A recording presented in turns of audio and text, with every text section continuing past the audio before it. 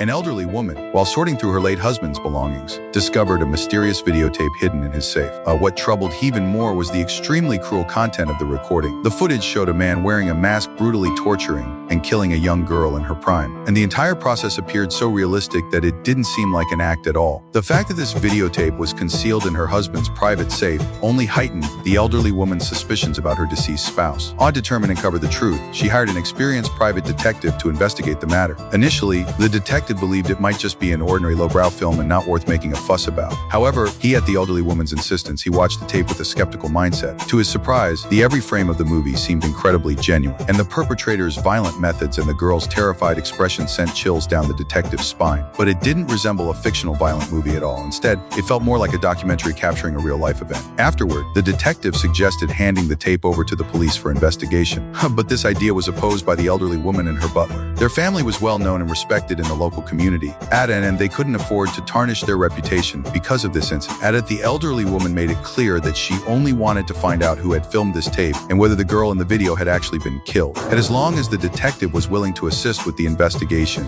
they were prepared to pay a handsome fee. And here the detective realized that the young girl was the only clue to solving the case. Only by confirming her identity could he unravel the entire chain of events. Upon returning home, he packed his bags and prepared for the investigation. Before departing, he even brought along a weapon for self-defense, and recognizing that this was no simple case. He then visited the Missing Persons Investigation Center at the police station, hoping to find some leads about the girl by presenting her portrait. However, the officer informed him that approximately 50,000 to 1 million people go missing nationwide every year. And although the information on these missing individuals had been entered into the computer, and finding this particular girl's data would be like looking for a needle in a haystack. If he didn't mind the trouble, his only option was to personally search through the archives on the computer. Over the next few days, the detective tirelessly scoured the archives at the police station, straining his eyes, but he couldn't find any trace of the girl. Each night he would return home and rewatch the tape frame by frame, afraid of overlooking any crucial clues. Finally, one day, he discovered an important detail in the recording. This type of film had been discontinued in 1992, which meant that this tape had most likely been recorded 6 or 7 years ago. The detective reported this finding to the elderly woman and asked her to investigate her husband's financial records from those to see if there were any anomalies. That evening, he printed out key frames from the tape for closer examination. Sure enough, he noticed another significant clue. Had the perpetrator's hand had a pentagram tattoo on it, which could be the key to identifying the masked man.